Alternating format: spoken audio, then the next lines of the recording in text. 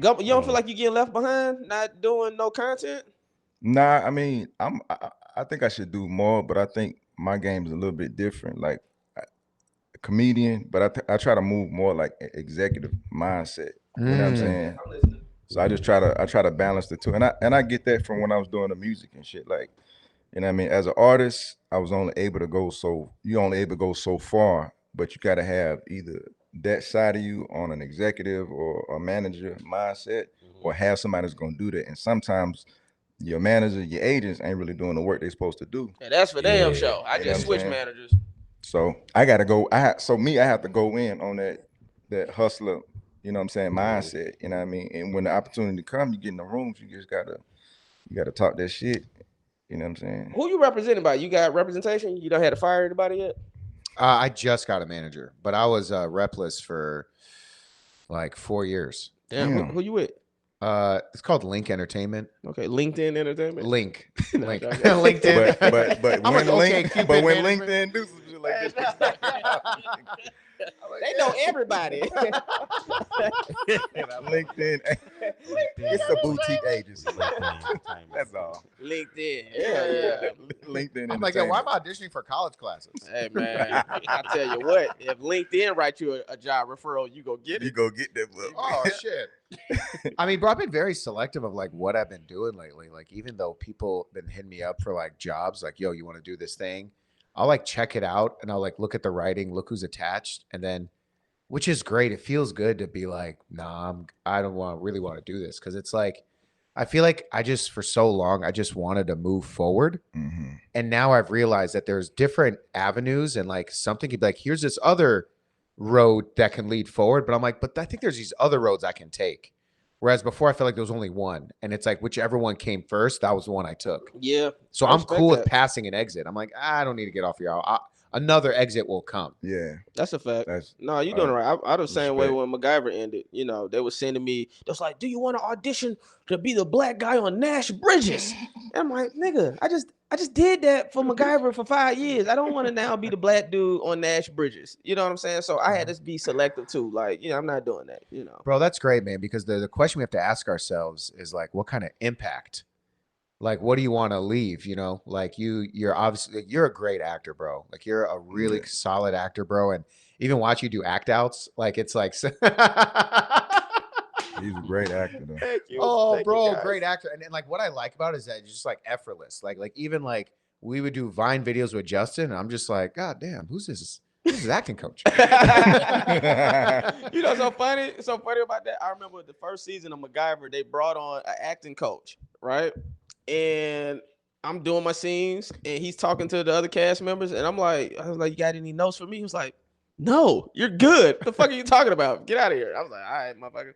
That's when I realized though. So when I first got my first manager out here, I was in LA maybe 2 years, and I took because I want to preface this. I went to a performing arts high school, so I already kind of had some acting training before I moved out here.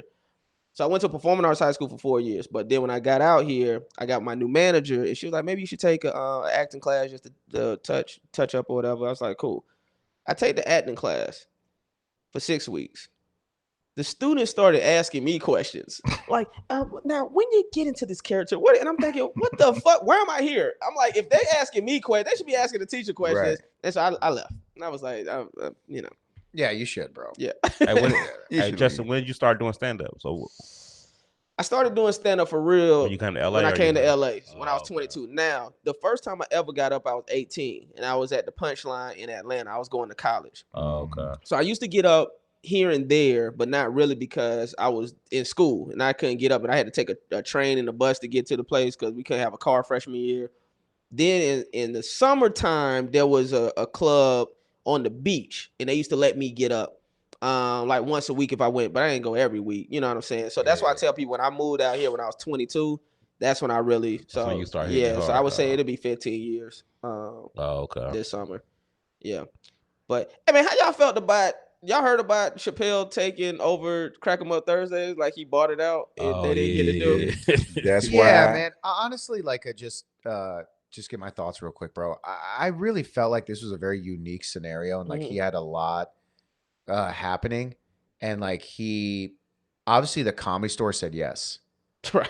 So it's like, so a lot of people are like, you know, they're like, oh, Chappelle, you did this, but it's like the Comedy Store is like this, this insane moment in comedy where comedians are being attacked. Arguably the two best comedians to ever do stand up. Right. That's Both true, huh? being attacked. Yes, bro. Yeah. Both being attacked. Like one was Will Smith's attack, which was just so much to unpack there. I don't even know where to begin. But like when it comes to this other thing, a person with mental health issues who had a knife, who could have fucking killed him, bro. He could have killed him. He could have stabbed him in the stomach or wherever the That's fuck his crazy. heart and killed him. Real He could have talk. fucking died. That's a fact. Right? So it's like in this moment, he needed to get it off his chest. He wanted to go up at a club. The Comedy Store said here he wanted to go up. So I would say it's not so much Chappelle. I would say the Comedy Store, Live Nation, and Netflix are all one entity of that. Altogether, yeah. And like I do think Crack 'em Up. Netflix you know what I mean? is listening. They're like, and that's why we cancel your fucking show. Oh my God.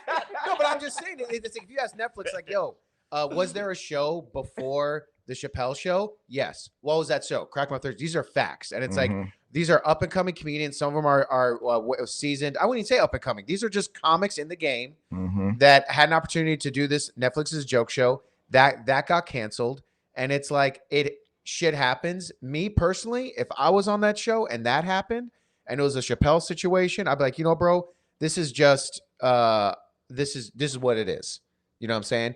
If it was another show, like if it was, let's say, Amy Schumer's show, if it was Monique's show, what you trying to say, Paul? I feel like if it was like a bigger like name show, Right. they would probably have some say and say, no, you can't do that. Right. But the Comedy Store was like, oh, this is one of those boutique shows. At least it was a black Hey, person that replaced but him. do you think that they shouldn't have just still had the Crack 'em Up show and just added Dave Chappelle to it? You know what I'm saying? Like he still would have ate them hours up though? Yeah, he would have took their time. I mean, because normally he pops in after Crack 'em Up and then just. I think they could have done it after. Like they could have been like, listen, we're gonna do the show after at midnight. Yeah, that's a And fact. this is gonna be a midnight show. And they're gonna be like, whoever bought tickets, you'll be refunded and come for free. You know who gets, he gets priority because he has celebrities and he's the big. So meaning, I go up when I feel like going up. If Chappelle says I want to perform at 8:00 tonight or 9:00 tonight, then I'm gonna do that. I felt for both parties because Nichelle. Shout out Nichelle. Shout out to Nichelle shout out to Murdoch. Nichelle, man. She's a legend out here, and the first show I ever did in LA was her show. Like a Oh, wow. legitimate comedy show was her show. Crack 'em Up Thursday. But here's the thing. Also, they was like, well, he could have picked any venue. I heard people say that, like he could have picked any venue performer. I said that's true. However, he had other celebrities with him. He had Diddy, Kim Kardashian, all these other people came. He's probably thinking, what's a venue that's small, intimate, where I could kind of talk my shit that these people are gonna feel comfortable coming. And see, he likes the Belly Room so much. He shot one of his specials in that that room, and so that's probably, I think, some of what his mindset was behind why he picked the Belly Room. But I think what could have still happened, they could have still left it Crack 'em Up Thursdays presents Dave Chappelle. Netflix is a joke. So at least her brand but still, of Crack 'em Up Thursdays would still be out there. yeah. Yeah, I do think that there could have been a balance here, but it was like, it was a takeover. It was a hostile takeover. It was a hostile takeover, and that's what I'm saying. I was on the receiving end of that, bro. Like they were like, yeah, we're just gonna pull the tickets. I'm like, but we're about to announce Mo Amer. Mo Amer agreed to do the show 2 days before the show. This is where we sell the most tickets. Yeah, that's a fact. You know what I'm saying? And it's like, and we're like, realistically, we were at 35 tickets, and then we had 30 guest list. They didn't know we had 30 guest list. Got you. Right? And they didn't ask.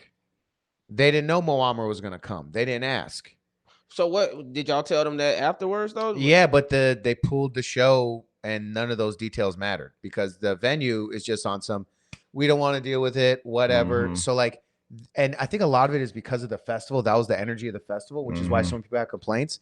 And Crack 'em Up is one of those casualties, you know what I'm saying, which sucks. Yeah. And it's like, that's such a dope show. It would have been so great. I do think they could have done the show at midnight, made it a late show. It could have still done something. Yeah. and just so the comics could at least have that experience. Like I performed on Netflix as a joke show. Tell the people in the audience, yo, if you want to stay for a show, you can. They could have bumped up Nichelle's show too, though. Honestly, That's right? true. They could have said, like if it was supposed to start at 8, we go bump it up to 6. Yeah, they could have done that. I'm pretty sure Dave Chappelle show started with like 10. I get it start. I think so. Probably so. Yeah, I mean they had a show there at 7, I think, but or 8, but they could have made. They basically could have made it work, but it was an easier solution to not. Yeah, I felt bad for Nichelle though, man, because she's a sweetheart. Yeah, and I heard she was fighting hard, to get that show at the Netflix festival. That's a reason why, like, watching some of the shows or looking at some of the shows in the lineup, I ain't see enough people of color. Yeah. You know what I'm saying? Whether it's producer ran or just comedians that, can at least, got little pockets like throughout the, whole 2 weeks or whatever, week and a half. So that really was like my mindset. You know what, Nick? Hey, you know who did a show? Who? In his apartment. He had Netflix Jamar.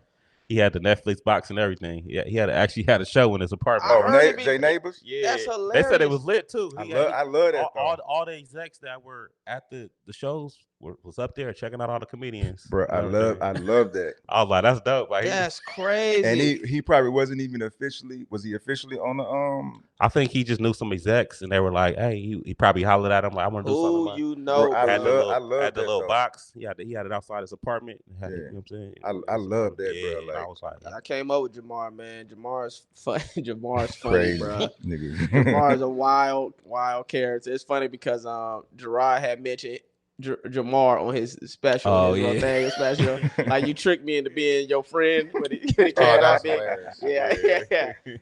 Jamar's a beast, bro. Yeah. I don't know, man. I mean, what the fuck ever, man. It was something else I wanted to ask y'all. Y'all go ahead and talk. What the fuck? But like Justin, like you said, like, I don't know if you said it. I think you said it earlier. Like, you gotta hold yourself accountable, and you can't be mad at what the situation is. Right. You know what I mean? Like, you're gonna see like it's 100 comedians coming out every day. Right. You see a whole bunch of people say this is what they're gonna this is what they're gonna do. This is what I'm gonna do. To me, I sit back and look at, all right, bet, like, you hear so many stories of people like, man, my manager ain't doing this, my agent ain't doing this, my acting career ain't going this way. At some point, you got to be like, well, shit, I'm about to just fucking take the wheel. Yeah. And go and do it how I want to do it. Like, for you saying, like, to me, I feel like you got to be somewhat brave. If you know you got auditions coming and you know that nigga, that shit gonna put you on TV, but you say, you know what, I don't want to do this. Like you said, I'm gonna pass this exit. This is what I want to do right now. I want to keep on driving the way I want to drive. Yeah. At some point, you got to be like, this is what I want to do. I'm gonna go ahead and, you know what I'm saying, take this chance and not take this audition that could probably put more money in your pocket. Oh, for a fact. That's brave, bro. You got to be brave. Like, you're right. This is what I always think about is Kevin Hart talks about how he was auditioning, and he wasn't booking stuff, basically. And this was after his show had got canceled. He had a show on ABC. A lot of people don't know about, this was after Soul Plane and stuff like that. It was a great movie. Yeah, I mean, it's a classic. It's a hood classic for sure. And he said, I'm going to just focus on being a great stand-up comedian. I heard Chris Rock say the same thing. I'm going to just focus on being. And so Kevin told his reps, don't even send me out for no auditions. I don't even want to audition. Just get me on the road so I can focus on becoming a great stand-up. And when he did that, that's when everything else came. That's when the fan base came. And everything. And it was also, his material was very honest. Like, it wasn't a Grown Ass Man. That was the first one. That was my favorite one. Seriously funny is my favorite Grown one. Little Man, bro. So honest, bro. And like, I feel like he basically merged all the things he's good at. His acting ability, which is his ability to do these act outs, and it was honest. And it was just like, those are the two most important things. I feel like oftentimes there's some people who are like really honest, but then it's like, it doesn't really flow right. It's like, sometimes it'd be too honest. It was like, so I got raped in my butt at 3. You're like, went too far. And then they stopped and they're like, so what else is going on? I'm like, wait, you ain't got no follow-up tags for this? Oh, I got a follow-up tag. I'm bleeding. And then they're like, so who's in a relationship? Want me down, I get it. Hate that I keep winning. Stab my back is tempting.